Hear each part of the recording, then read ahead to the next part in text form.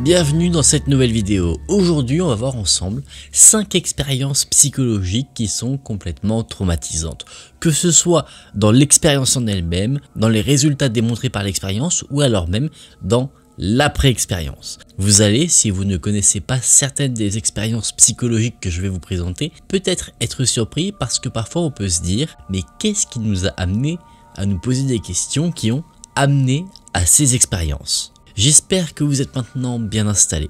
Et si c'est le cas, on est parti pour se plonger dans notre première expérience terrifiante.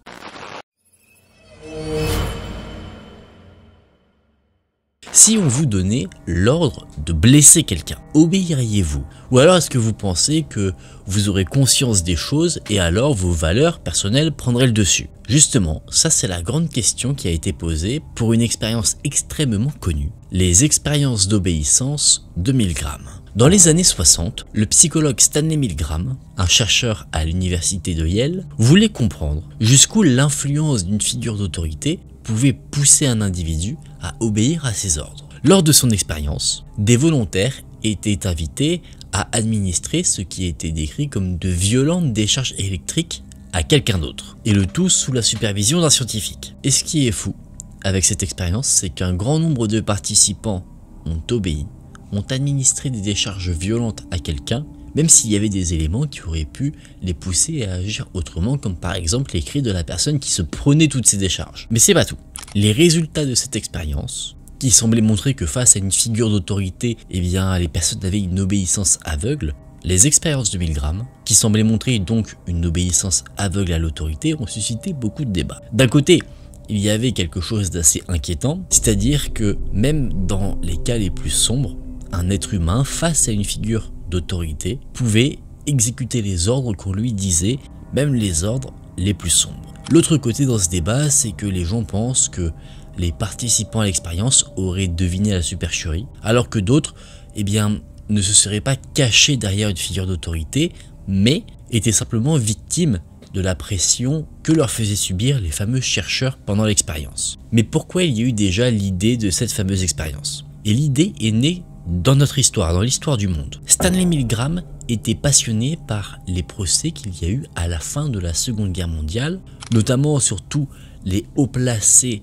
de l'Allemagne pendant cette période-là, qui se sont défendus pendant leur procès en disant qu'ils avaient commis toutes les horreurs qu'on connaît bien, simplement parce qu'ils ne faisaient qu'exécuter des ordres. Et c'est donc cette défense, pendant les procès, qui a fait que Milgram s'est posé la question de est-ce que vraiment les êtres humains peuvent exécuter des ordres parfois atroces si on leur en donne. Il a donc pensé à toute son expérience et une fois que tout était prêt, il a fait la publicité de son projet dans les journaux. Il expliquait qu'il avait besoin de 40 personnes pour pouvoir faire une étude sur l'apprentissage. Les personnes qui comptaient participer à l'expérience allaient être rémunérées 4,50 $. Et une fois arrivés sur place, les participants ne s'attendaient absolument pas normalement à ce qu'ils allaient avoir en phase 2. Une fois sur place, les participants avaient en phase 2 un énorme générateur électrique allant de 15 à 450 volts. Il y avait plusieurs interrupteurs et à côté des interrupteurs qui étaient censés distribuer le plus haut voltage, il y avait des annotations comme danger, choc grave, etc. Des annotations qui permettaient en tout cas d'avoir une vision claire sur le fait que tel voltage est dangereux pour la personne qui va se les prendre. Le principe est très simple. Le participant qui est derrière le générateur électrique, lui, est considéré comme étant le professeur. Dans une autre salle, il y a un autre participant considéré comme un élève qui va devoir donner des réponses. Et à chaque fois qu'il se trompe, le professeur devra lui administrer une décharge électrique. Dans cette histoire, ce que le participant considéré comme étant professeur ne sait pas, c'est que celui qui joue le rôle de l'élève est en fait un complice à l'expérience. Et jamais il ne se prendra la moindre décharge électrique. L'élève, donc le complice, va devoir mimer le fait de se prendre ces fameuses décharges électriques. Au début de l'expérience, généralement, tout semble plutôt simple. Les décharges ne sont pas très élevées, donc le complice va stimuler des petits picotements, au début peut-être même rire un peu de l'expérience, mais au fur et à mesure qu'on progresse dans l'évolution du voltage, là l'élève va vraiment crier, hurler de douleur. Il va même dire qu'il veut complètement arrêter l'expérience, qu'il commence à avoir des problèmes de cœur, et arrivé à 300 volts, là il frappe au mur et il arrête complètement de répondre. le complice simule une sorte de malaise. Et détail important quand même pendant l'expérience, c'est que pendant que le participant catégorisé comme professeur pose des questions et administre des décharges, il y a à côté de lui des personnes avec une blouse de scientifique qui vont l'inviter plusieurs fois à continuer l'expérience. Et ça, même quand le complice fait comme s'il avait fait un malaise. La personne qui est là en blouse et qui est concrètement l'image de l'autorité d'expérience va dire à ce moment-là au professeur « continuez ». Et pour que cette expérience continue, une règle va être précisée, c'est que l'absence de réponse vaut une mauvaise réponse. Donc, si la personne qui se prend les décharges ne répond plus, c'est considéré comme une mauvaise réponse. Et ce qui est complètement impensable dans ce genre de situation, c'est que les participants jouant le rôle de professeur, dans la très grande majorité, continuent l'expérience même si tout laisse à croire que la personne qui est de l'autre côté du mur est inconsciente. Et donc, cette expérience montre une vérité glaçante. C'est que face à une figure d'autorité, nous sommes bien plus obéissants que nous ne le pensons. Parce que là, quand je vous raconte tout cela, vous vous dites peut-être que jamais, à partir du moment où vous réalisez que les décharges électriques commencent vraiment à infliger de la douleur, que vous allez continuer. Eh bien, il se trouve que potentiellement, avec une figure d'autorité, vous vous trompiez. Alors, attention, il faut préciser quand même que beaucoup de participants, bien qu'ils aient continué l'expérience, ont montré quand même des réticences à continuer.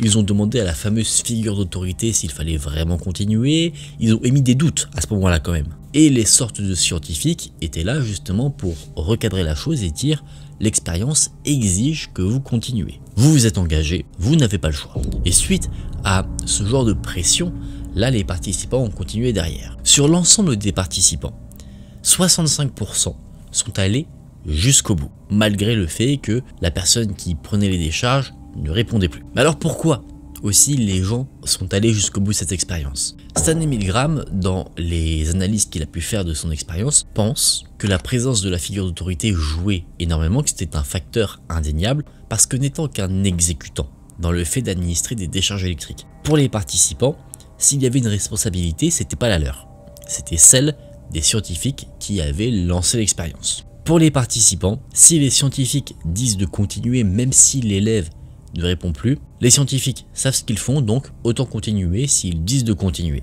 Mais par contre, dès que la figure d'autorité était ébranlée, là, les participants reprenaient en quelque sorte contrôle de leurs pensées et de leurs actions. Je m'explique. Si une personne qui avait un peu le même statut que la figure d'autorité arrivait dans la pièce, par exemple un autre scientifique qui venait et qui disait à celui qui surveillait l'expérience « on devrait peut-être arrêter, il est vraiment pas bien », là, celui qui administre les décharges reprenait conscience parce que la personne qu'il voyait comme figure d'autorité était remise en question par autre chose. Et souvent, dans ces cas-là, les personnes arrêtaient l'expérience. Tout ça pour dire que l'influence de l'autorité joue un rôle crucial, mais ce n'est pas quelque chose d'absolu. Stanley Milgram, donc le créateur de cette expérience, pense aussi qu'il y a bien d'autres facteurs qui peuvent rentrer dans la balance. Par exemple, pour vulgariser les choses, si quelqu'un dans la rue que vous ne connaissez absolument pas vous propose une telle expérience et que vous dites ok, à partir du moment où les décharges vont commencer à faire mal, vous allez probablement vous arrêter. Par contre, si la personne qui vous interpelle est quelqu'un que vous reconnaissez, alors quand je dis que vous reconnaissez, je ne parle pas de quelqu'un que vous connaissez, mais quelqu'un qui est peut-être connu dans le milieu psychologique ou médical, là par contre, l'être humain va avoir beaucoup plus tendance à respecter ses consignes. Au-delà de tout ça, ce que l'expérience amène comme question, c'est on sait qu'on peut faire des choses sous l'influence d'une figure d'autorité, mais on peut aller jusqu'à où? Et ça justement, c'est la question qui reste en suspens. Parce que comme je vous l'ai dit, en fonction de qui est la fameuse figure d'autorité, notre degré d'obéissance ne sera pas le même. Selon Milgram, il y a deux facteurs clés qui rentrent en jeu. Le premier, c'est le degré d'accord de l'individu avec l'ordre donné. C'est-à-dire qu'au début, quand les décharges électriques sont indolores, on est d'accord d'obéir aux ordres. Le deuxième point, c'est le degré d'identification à la personne qui donne des ordres. En d'autres termes, Milgram explique qu'on n'exécute pas des ordres aveuglément, mais surtout parce que ce soit conscient ou pas, on accorde une légitimité ou alors une justification au fait que la personne en question donne des ordres. Si on transpose ce que je viens de vous dire dans l'armée, pourquoi le soldat va suivre les ordres d'un général? C'est parce qu'il considère que le général est plus expérimenté et donc qu'il a gagné ses grades de par son expérience et donc par tout cela, il a cette légitimité que le soldat accepte. Dans le cadre de l'expérience de Milgram, on a expliqué aux participants que c'était dans le cadre d'une recherche scientifique pour une université prestigieuse que généralement les participants connaissaient, donc c'est tout ça qui pour eux donnait de la légitimité aux ordres donnés. On fait tout ça pour une expérience, donc on suit les ordres. Ça, c'est les premiers facteurs qui sont ressortis avec une analyse plutôt partielle. Mais quand on se plonge un peu plus dans les détails, on voit qu'en fait, il y a plein d'autres choses qui jouent sur le fait d'obéir aux ordres ou pas. Ça peut être la manière de s'exprimer de la personne qui donne des ordres, c'est-à-dire le fait qu'il soit très directif, qu'il puisse être un peu brutal dans ses paroles. Par exemple, si le scientifique qui donne les ordres dit « taisez-vous », appuyez sur les boutons, ça peut jouer différemment que si le scientifique dit « s'il vous plaît, je vous prie de bien vouloir continuer l'expérience ». Vous voyez, la manière de dire les choses joue. Ça, c'est un des nombreux exemples. Après, il y a plein de choses comme la proximité physique entre l'apprenant et le professeur, l'élève et le professeur. Le fait aussi de savoir s'il se voit vraiment. Il y a plein de choses qui peuvent faire varier les résultats. Mais outre les résultats montrés par l'expérience, c'est l'expérience en elle-même aussi qui a fait débat. Parce que concrètement, on a demandé à des participants de se présenter sur base de volontariat pour réaliser une expérience qui n'était pas en fait celle qu'on leur a promis. Eux, on leur parlait d'un truc sur l'apprentissage, finalement ils se trouvent sur une toute autre expérience, ils ont été mis sous pression, donc il est aussi possible que cette expérience ait pu créer certains traumas auprès de ceux qui y ont participé. Même si le tout n'était en réalité qu'une supercherie, ils se sont dit pendant un moment qu'ils étaient peut-être en train de tuer quelqu'un. En plus de ça, pour arrêter l'expérience, il fallait vraiment le vouloir et insister énormément. Si dès que celui qui prenait les décharges criait, celui considéré comme le professeur disait « je voudrais arrêter », les scientifiques lui disaient « non, vous continuez ». Il fallait vraiment qu'il témoigne du fait d'arrêter, c'est-à-dire vraiment se lever, dire « non, je ne le ferai pas », et que les scientifiques déterminent que vraiment le participant n'en mettrait plus un doigt sur les boutons pour administrer des décharges. En plus, je vous disais que cette expérience a pu créer des traumas. Je reviens sur ce point-là en ajoutant que les participants, quand ils avaient fini l'expérience, n'étaient pas mis au courant que la personne qui était dans l'autre salle, en fait, n'avait jamais reçu de décharge. Eux, ils partaient en se disant qu'ils avaient torturé un homme. Après, si ils se sont renseignés sur la fameuse expérience, ils ont pu la prendre, mais en tout cas, on n'a pas décharger toute la pression qu'ils avaient pris après qu'ils aient réalisé la fameuse expérience. On ne leur a pas dit en fait ce n'était pas une étude sur l'apprentissage mais sur l'obéissance à une figure d'autorité, etc. Non, absolument pas. Bon, cette expérience, bien que très peu éthique, a montré quand même des résultats assez intéressants. Et au fur et à mesure du temps, de l'évolution de notre monde, le passage des années, on s'est demandé si ce que Milgram a démontré était toujours d'actualité. Et il y a eu plusieurs reproductions de cette expérience, bien après l'expérience originale. D'ailleurs, il me semble qu'il y avait eu à un moment donné une émission à la télévision où concrètement l'expérience c'était la même chose, mais c'était présenté à la manière d'un jeu télévisé. Je crois qu'il y avait de l'argent à gagner. Et si je dis pas de bêtises, il fallait que la personne qui prenait les décharges retienne des mots et la personne qui donnait les décharges, lui, devait lui dire et lui poser des questions, c'est quoi le premier mot, et puis l'autre répondait, s'il se trompait, boum, décharge. Encore une fois, comme pour Milgram, la personne qui se prenait des décharges ne s'en prenait pas réellement, c'était un complice. La seule personne testée, c'était la personne derrière le truc avec les boutons. Et je sais plus, c'est pas quelque chose comme quoi, si la personne arrivait à dire tous les mots, à la fin il y avait une somme d'argent qui était gagnée. C'était pas une somme astronomique, mais un petit truc quoi. Et il y avait aussi, alors là la figure d'autorité c'était une présentatrice, je crois la présentatrice télé qui disait vous devez continuer, etc. Et encore une fois c'était assez fou de voir le nombre qui était assez réduit de personnes qui refusaient de continuer l'expérience au bout d'un moment. Il y en a encore une fois énormément qui allaient jusqu'au bout.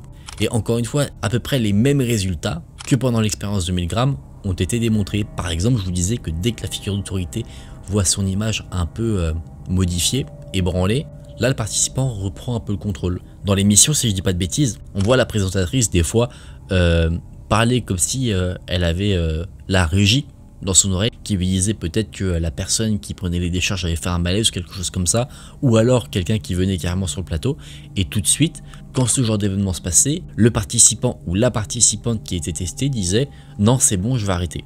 Et là généralement elle restait sur ses positions, mais si rien de tout ça ne se passait, généralement les gens allaient jusqu'au bout. En conclusion, qu'est-ce qu'on peut dire sur cette expérience? Est-ce que vraiment on obéirait aveuglément aux ordres qu'on nous donne à partir du moment où c'est une figure d'autorité? Oui et non. Encore une fois, c'est impossible de donner une réponse vraiment exacte, précise à cette question, parce que ça dépend de beaucoup trop de choses. Dans l'expérience de 1000 grammes, il se trouve que les participants étaient vraiment mis sous pression, ils devaient agir presque sous contrainte.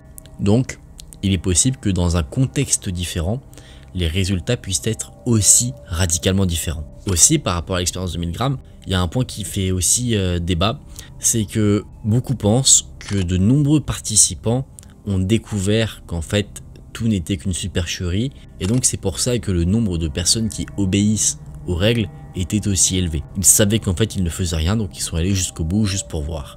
Alors que ceux qui pensaient vraiment faire mal à quelqu'un, eux généralement avaient plutôt tendance à désobéir. En tout cas, cette expérience ne nous permet pas de définir vraiment ce qui pousse quelqu'un à obéir de manière aveugle, même si elle dévoile quelques pistes, mais elle a montré en tout cas que notre comportement est largement influé par une figure d'autorité et par plein d'autres choses. Donc il y a tout un assemblage de facteurs qui fait qu'on pourrait oui obéir aveuglément, mais lesquels on ne les a pas encore vraiment bien déterminés. On sait à peu près quoi, mais ensuite à quelle fréquence. Par exemple, on sait que la manière de parler de la figure d'autorité peut jouer, mais on ne sait pas dire est-ce qu'elle doit parler d'une manière très brute et directive ou d'une manière plus calme.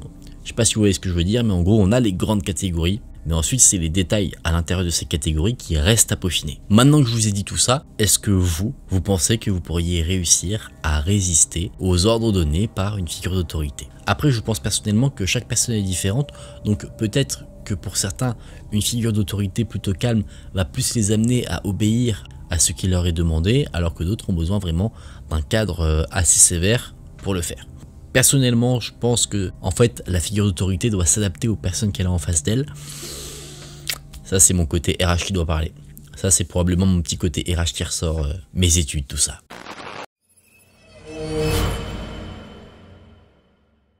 Je vous parlais d'une expérience sur le pouvoir. Une expérience qui voulait voir si, quand on attribuait du pouvoir à quelqu'un, automatiquement, il en abusait, même pour faire du mal. Cette expérience, c'est l'expérience de Stanford, menée par Philippe Zimbardo en 1971. Dans un décor de prison simulé, 18 étudiants avaient été répartis en deux catégories, les prisonniers et les gardiens. Cette expérience devait durer initialement 2 semaines, mais ça a été si horrible qu'elle a été arrêtée au bout de 6 jours. Mais aujourd'hui, cette expérience a été remise en question. Parce que ce n'est pas vraiment le fait de donner du pouvoir à des personnes qui les rend par exemple tyranniques, c'est le fait qu'il y ait des personnes qui manipulent derrière en influençant la manière dont ce pouvoir est utilisé. Dans le cadre de l'expérience de Stanford, ce n'est pas tant le fait que ceux qui ont été choisis pour être gardiens de cette fausse prison ont abusé de leur pouvoir, c'est surtout que ceux qui ont créé l'expérience les ont encouragés à utiliser leur pouvoir comme tel.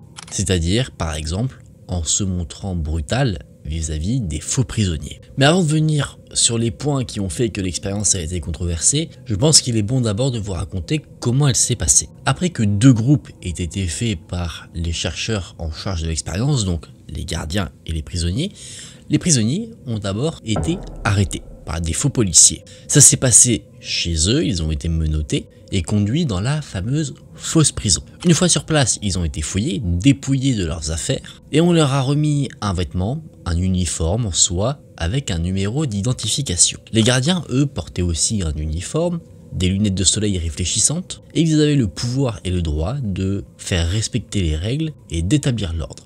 La seule condition, c'est qu'il ne devait y avoir aucune violence physique et uniquement physique. Les prisonniers, eux, comme dans une prison, devaient respecter des règles et aussi étaient uniquement appelés par leur numéro d'identification. On leur avait carrément pris leur identité. Mais très rapidement, au fur et à mesure du temps, sachant que l'expérience n'a duré que 6 jours, il y a eu une escalade dans la brutalité. Les gardiens étaient de plus en plus autoritaires, de plus en plus brutaux et humiliants. Mais tout ça sur l'aspect uniquement psychologique. Les prisonniers étaient isolés, humiliés, on les privait de sommeil.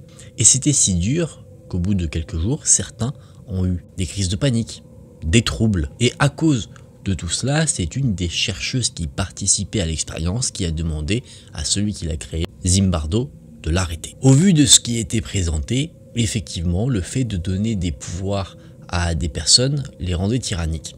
Sauf que ce truc de humilier les faux prisonniers, les punir pour rien, ce n'était pas des idées des gardiens. Initialement, c'était des idées du chercheur qui a créé l'expérience. Il a en fait carrément manipulé les événements pour obtenir les résultats qu'il voulait. En soi, il a préféré torturer des gens pour obtenir ce qu'il voulait plutôt que laisser l'expérience suivre son cours. Il est clair que les gardiens n'ont pas sombré à cause du pouvoir qu'ils avaient dans leur brutalité. On les a poussés à devenir brutaux. D'ailleurs, il y a des preuves vis-à-vis de tout cela, un enregistrement entre le directeur de la fameuse prison, la fausse prison, et un des faux gardiens, où le directeur invitait le gardien à être plus violent. Il lui demandait d'être beaucoup plus dur qu'il ne l'était. Donc évidemment, toutes ces révélations ont sapé la crédibilité de l'expérience. Dans les faits, le chercheur à l'origine de tout cela avait une thèse, et il a tout fait pour valider sa thèse. Mais bien qu'en fait, ce qui voulait être prouvé initialement, eh bien, ne l'a pas été, son expérience a montré autre chose. Et cette autre chose, c'est un peu le truc de l'expérience de Milgram. C'est qu'une figure d'autorité, donc le faux directeur, qui était un des chercheurs, a pu influencer les faux gardiens pour qu'ils deviennent plus violents.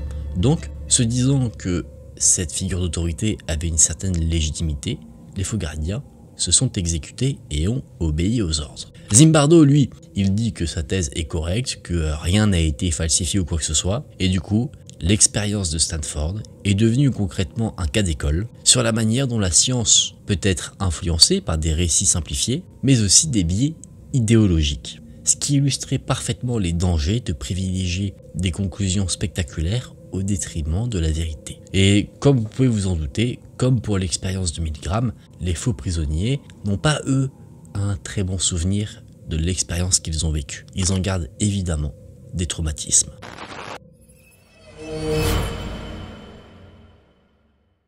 L'un des cas les plus troublants de l'histoire de la psychologie implique un enfant qui n'avait absolument rien demandé. Celui appelé comme le petit Albert. On ne connaît pas son véritable nom, mais ce qui est sûr en tout cas, c'est qu'il est le sujet d'une expérience extrêmement controversée en 1920. Le psychologue John Watson et son assistante Rosalie Rayner ont voulu appliquer une expérience qui avait été autrefois réalisée sur un chien, mais cette fois-ci sur un enfant. Cette expérience, c'était de voir si on pouvait conditionner la peur d'un animal.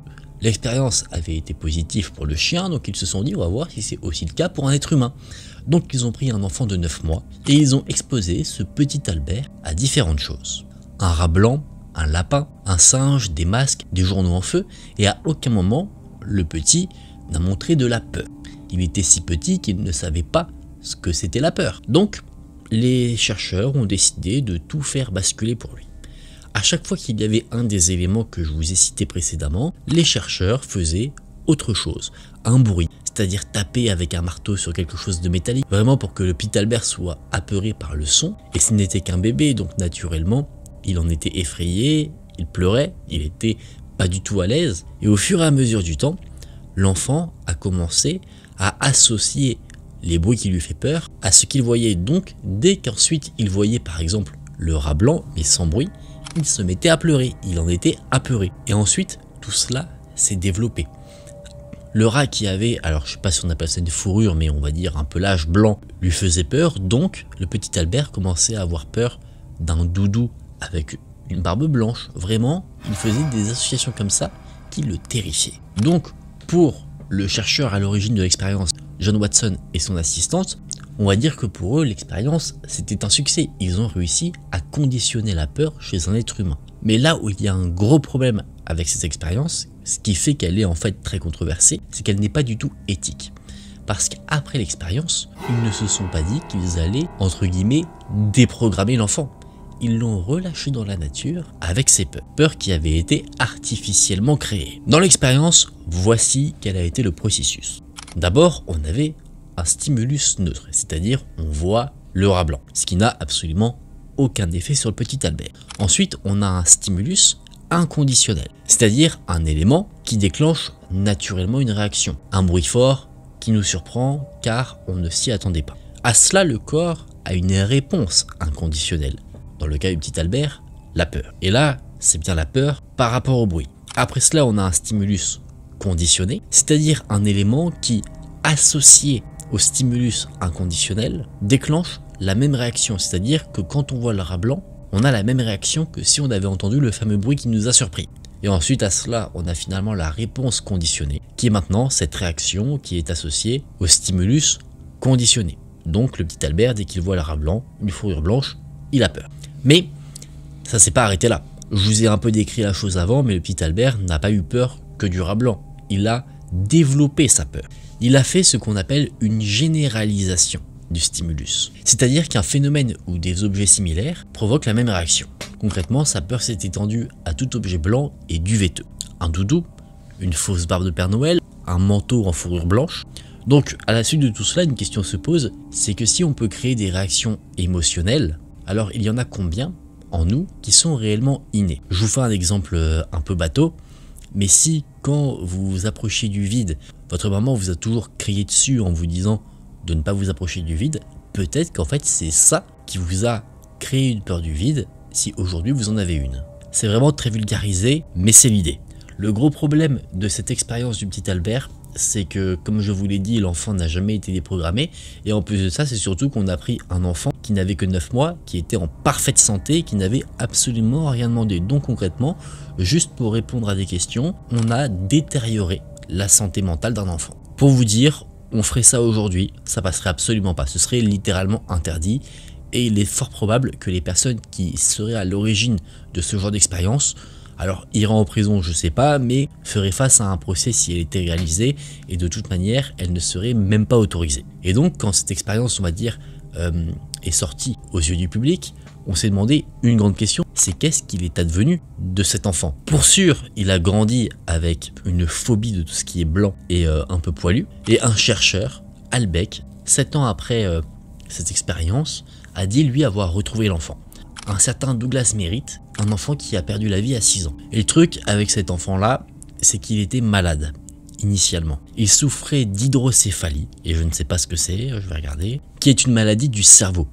Donc si cette personne est véritablement le petit Albert, ça remet en cause toute l'expérience que je vous ai décrite. Parce que ça voudrait dire que l'enfant qui a été pris pour l'expérience avait des problèmes au niveau du cerveau, dès sa naissance, et donc ça a pu jouer sur les résultats qui ont été obtenus. Ça veut dire que l'enfant n'était pas en parfaite santé. Donc, John Watson et son assistant auraient torturé un enfant déjà malade, et en plus pour absolument rien, parce que ça veut dire que leurs résultats ne sont pas exploitables. Concrètement, si John Watson a caché ce point-là quand il a dévoilé son expérience, ça voudrait dire que potentiellement il aurait juste torturé un bébé. Alors, on pense que peut-être le fameux Douglas Merritt, celui qu'on pense être le petit Albert, ne l'est pas. Et c'est en 2014 qu'une autre hypothèse a vu le jour. Le petit Albert serait en fait William Barger, un enfant né le même jour que Douglas Merritt et qui était connu par son deuxième prénom qui était Albert. Qui est-il? Qu'est-il devenu après l'expérience? On n'en a absolument aucune idée. Et au final, cette expérience a montré déjà,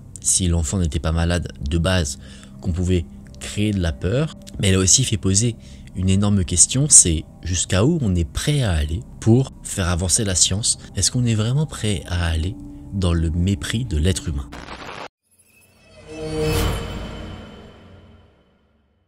L'une des expériences les plus controversées de l'histoire de la psychologie est une expérience menée à la fin des années 1930, appelée l'expérience du monstre, et ça pour une très bonne raison.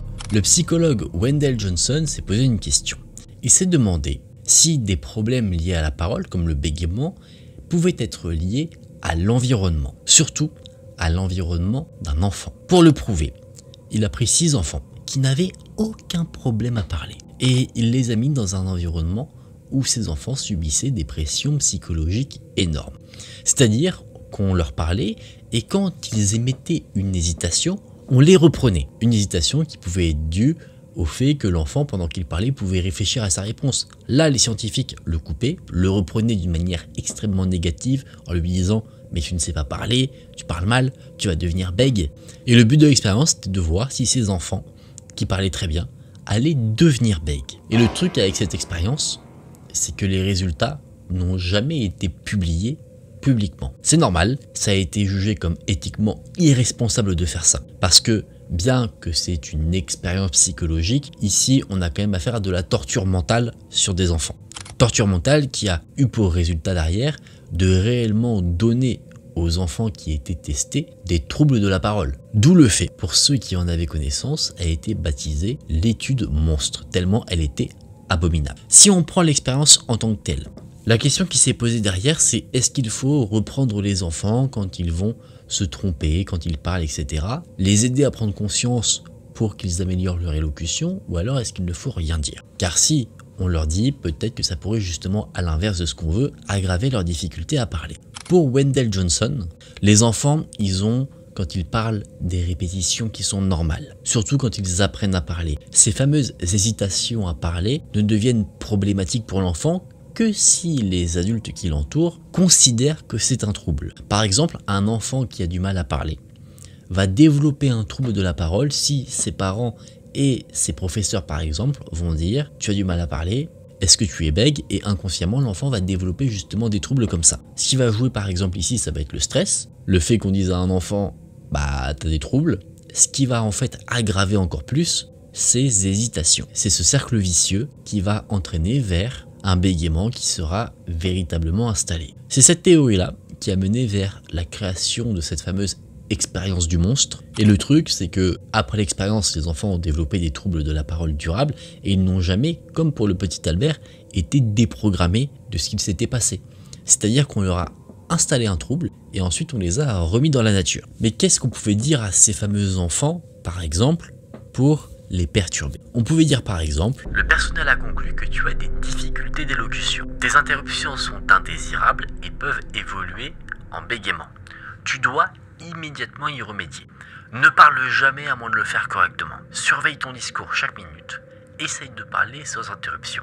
Et c'est à force de répétition de ce genre de phrases que les enfants, stressés de parler en fait, au fur et à mesure du temps, y arrivaient de moins en moins. Et les conséquences ont été désastreuses. Parce que les enfants, en plus de développer des troubles de la parole, s'étaient mis même presque à devenir muets, c'est-à-dire à ne plus parler du tout. Et quand l'étude a commencé à faire parler d'elle, les résultats n'ont jamais été publiés parce que concrètement, personne ne voulait savoir quels étaient les résultats de l'étude, donner de la valeur à ce qui avait été dit, alors que des enfants ont tout simplement été torturés mentalement. Cette étude, plutôt que de prouver sa base, c'est-à-dire le fait que le bégaiement peut être provoqué en quelque sorte, elle est devenue un exemple dans les dérives de la psychologie expérimentale.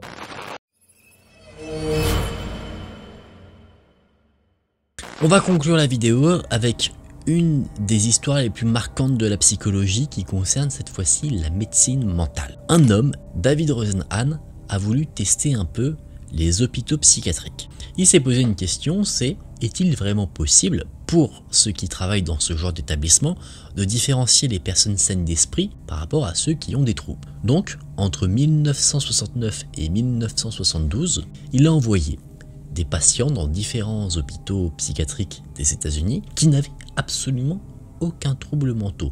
Il s'en était bel et bien assuré, il avait fait beaucoup de tests, et ces patients devaient se présenter dans les hôpitaux et dire qu'ils entendaient des voix. Et ils avaient tous les mêmes symptômes, ils entendaient tous la même chose. Mais étant dans des hôpitaux différents, bien sûr, ça n'a pas forcément perturbé qui que ce soit. Les mots étaient vides, creux, boum. Et après cela, le diagnostic est très rapidement tombé. Tous ont été diagnostiqués avec un trouble mental et ont été hospitalisés dans les établissements psychiatriques. Certains sont restés enfermés plusieurs semaines et à aucun moment le personnel des établissements ne s'est rendu compte de la supercherie. Ceux qui vraiment se rendaient compte qu'il y avait quelque chose qui n'allait pas, c'était justement les autres patients des hôpitaux psychiatriques. Eux se rendaient pour le coup bel et bien compte que les faux patients n'avaient aucun problème. Ils leur disaient: toi t'es un espion, toi t'es pas fou toi. Mais l'expérience ne s'est pas arrêtée là. Rosenhan a voulu aller plus loin. Il a donc prévenu un hôpital qui ne faisait pas partie du lot des hôpitaux qui avaient déjà été testés, et il leur a dit qu'il allait envoyer des faux patients et que le personnel devait les repérer. Au total, c'est 41 patients qui ont fait l'objet de suspicions, c'est-à-dire 21% des patients de l'hôpital psychiatrique qui avaient été choisis. Sauf que le traquenard, c'est qu'en réalité, aucun faux patient n'avait été envoyé dans l'hôpital psychiatrique. C'est-à-dire que les médecins, quand on leur a dit qu'il y avait des faux patients dans leur hôpital, ils ont réévalué leur diagnostic en se disant lui il ne l'est pas, en se disant lui il n'a rien à faire là, lui il n'a pas de problème, alors que selon leur précédent diagnostic, les personnes qu'ils ont mentionnées avaient véritablement des troubles. Et quand les résultats de toute cette expérience a été montrés, évidemment, ça a fait pas mal de bruit. Concrètement, les résultats montrent que les diagnostics psychiatriques sont bien plus influencés par un contexte que par des symptômes bien réels. Concrètement, être perçu comme malade suffisait pour être, par exemple, interné. Pour vulgariser la chose, il explique qu'il suffit de venir voir un médecin psychiatrique, lui dire « j'entends des voix », avoir l'air d'entendre des voix, il ne va pas aller plus loin que ça et vous serez directement interné plutôt que de voir si vraiment vous avez un véritable trouble. On peut se dire vraiment comment c'est possible que des personnes saines d'esprit aient été internées parfois pendant plusieurs semaines et que les médecins, pour eux, c'était évident qu'ils avaient des troubles et que c'est les patients ayant vraiment des troubles qui, eux, se rendent compte qu'il y a quelque chose qui cloche. Et autre chose qui était absolument folle dans cette enquête, c'est aussi l'étiquette. C'est-à-dire que des personnes qui n'avaient aucun trouble, qui ont été internées et qui ressortent, étaient considérées à la sortie encore comme des personnes ayant eu des troubles et qui étaient là en rémission. Alors que tout le long de l'expérience, ils n'avaient absolument aucun problème. Autre point très important, les faux patients se présentaient comme ayant des troubles mentaux, avec les troubles que je vous ai dit un peu plus tôt, qu'ils entendaient des voix, etc. Mais au bout d'un jour à peine d'internement, cette fois-ci, ils agissaient comme s'ils n'avaient plus rien, comme s'ils étaient guéris. Et pour autant, on a continué leur internement et on leur a même prescrit des médicaments qu'ils devaient prendre pour leur traitement, alors que, je le rappelle, ils n'avaient absolument rien et les patients évidemment faisaient semblant de les prendre. Quand même, ils n'allaient pas utiliser des produits alors qu'ils n'avaient absolument rien. Et en plus donc de remettre en cause ce fameux diagnostic psychologique, Rosenhan a pu voir comment ça se passait aussi dans les hôpitaux psychiatriques et il a compris qu'en fait, à cette époque-là, bien sûr, rien n'était vraiment fait pour aider les personnes à aller mieux. C'est comme si en fait ils avaient un trouble et on maintenait les personnes avec un trouble dans une certaine condition pour qu'ils gardent ce trouble. C'est-à-dire que les patients étaient ignorés, infantilisés ou traités avec condescendance. Et c'est ça concrètement qui aussi que l'expérience de Rosenhan a montré, c'est une faille dans le système psychiatrique, c'est qu'à partir du moment où on a l'étiquette entre guillemets de malade mental, il est impossible de retrouver une étiquette de personne normale. Donc la question qui se soulève derrière, c'est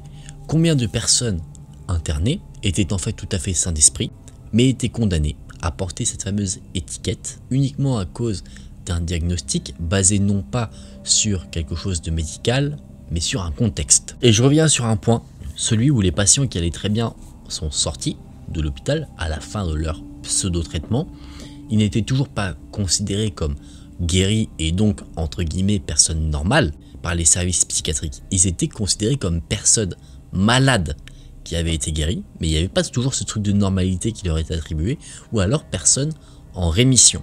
Mais on leur donnait toujours justement cette fameuse étiquette sur le front de « t'as été malade et tu l'es sûrement toujours un peu ». Alors que, je le rappelle, ils n'avaient aucun problème mentaux.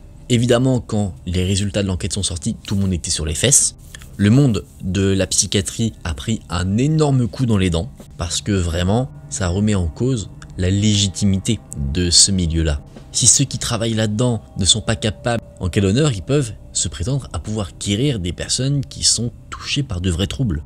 D'ailleurs, Rosenhan explique qu'en fait, encore une fois en jouant sur ce terme d'étiquette, des actions complètement ordinaires peuvent être associées dans le milieu de la psychiatrie à des gens ayant des troubles mentaux. Par exemple, quelqu'un qui a tendance à marcher toujours très rapidement ou à beaucoup écrire, ce genre de choses, c'est peut-être complètement banal. Mais si quelqu'un à cette époque se présentait vers un médecin psychiatrique et lui disait « j'écris beaucoup, je ne sais pas pourquoi, etc. », boum, on le mettait dans une case. La case de la folie, ce qui renforce le diagnostic erroné. Et ensuite, une fois qu'on est, on va dire, dans cette prison psychiatrique, rien n'est fait pour vraiment aider à aller mieux. Comme je l'ai dit, le personnel ignorait complètement ceux qui étaient là. Bien que les faux patients essayaient d'engager la conversation avec du personnel médical, le personnel ne répondait pas du tout, il les ignorait. Vraiment, littéralement, c'était vraiment comme ça. C'est pour vous dire, le temps d'interaction entre les pseudo-patients et le personnel médical était, pour tous les hôpitaux c'était à peu près la même chose, de moins de 7 minutes. C'est-à-dire que les patients dans ce genre d'endroit parlaient avec un autre être humain considéré sain d'esprit moins de 7 minutes. Et pour Rosenhan, celui à l'origine de l'expérience, c'est quelque chose qui n'est absolument pas anodin. Il y avait une déshumanisation des patients et ils n'étaient que des numéros d'identification attribués à des personnes qu'on valorisait moins que des êtres humains jugés normaux, et de toute manière, pour le personnel médical, ces personnes-là jamais ne le seraient. Et le constat final de l'expérience, c'est que le système psychiatrique peut aussi, dans des sens, rendre quelqu'un, entre guillemets, fou.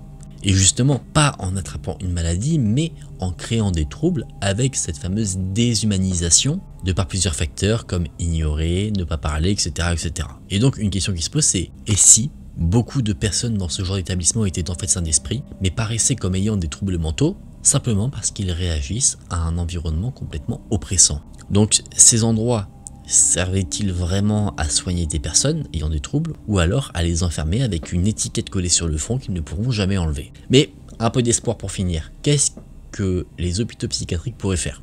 Déjà, premier point, arrêter d'attribuer une étiquette dès qu'une personne se présente et dit entendre des voix quelque chose. Vraiment effectuer un vrai diagnostic plus que sur un contexte. Et pour ça, c'est le deuxième point, il faut sensibiliser le personnel médical sur ce fameux piège du diagnostic.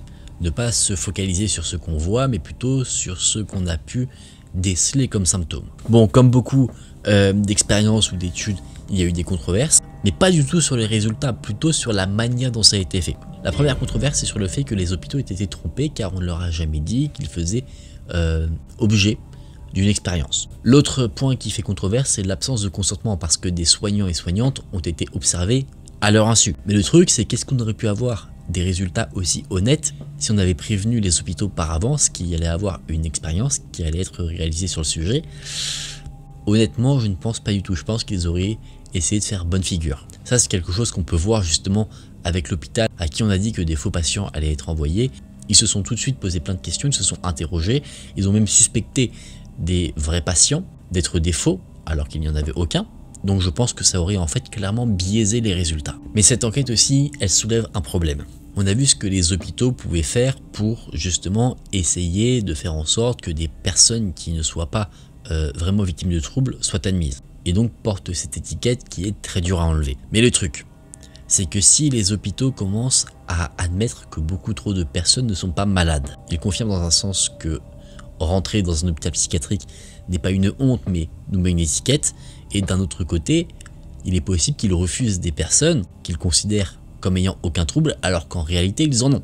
Donc c'est très compliqué de savoir comment réagir à tout cela. Quoi qu'il en soit, aujourd'hui encore, les observations de Rosenhan sont encore d'actualité. Il y a encore des erreurs diagnostiques. On évalue souvent par rapport à un contexte plus que sur de réels symptômes. Les critères de diagnostic sont assez flous et les erreurs de type 2, c'est-à-dire mal diagnostiquer un individu sain, restent encore, selon mes sources, largement répandues. Mesdames et messieurs, on en a fini pour ces 5 expériences psychologiques très troublantes. J'espère que ça vous a intéressé. Personnellement, j'ai beaucoup aimé vous partager ces petites expériences. On a vu un peu de tout, et ce que je trouve fascinant dans tout cela, c'est que, à part pour les expériences sur les enfants, on voit bien que, bien qu'on a des résultats qui sont parfois accablants, on se dit, est-ce qu'on peut vraiment y faire quelque chose? Est-ce que cette expérience, à part montrer quelque chose, sert vraiment à résoudre un problème?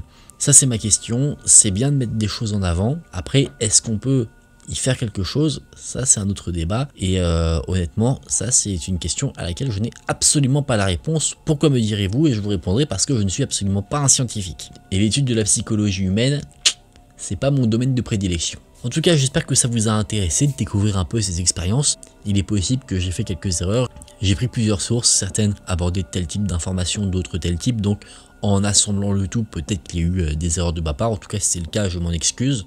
N'hésitez pas à me corriger dans les commentaires si vous le souhaitez et que vous êtes plus calé que moi dans le sujet. En tout cas, j'espère que la vidéo vous a plu. Si c'est le cas, je vous laisse mettre un j'aime et vous abonner à la chaîne. Vous pouvez aussi me rejoindre sur Instagram AkenTV qui s'affiche juste ici. Et si vous avez regardé la vidéo jusqu'à la fin, le petit mot que je vais vous laisser mettre en commentaire pour que je puisse voir que vous êtes allé jusqu'au bout, ce sera le mot Albert. Enfin, le prénom Albert du coup. En hommage au petit bébé qui n'a rien demandé et à qui on a pourri la vie. Merci d'avoir suivi la vidéo avec moi jusqu'ici. Moi, je vous dis à très vite dans une prochaine vidéo. Prenez soin de vous, c'était Aken. Salut!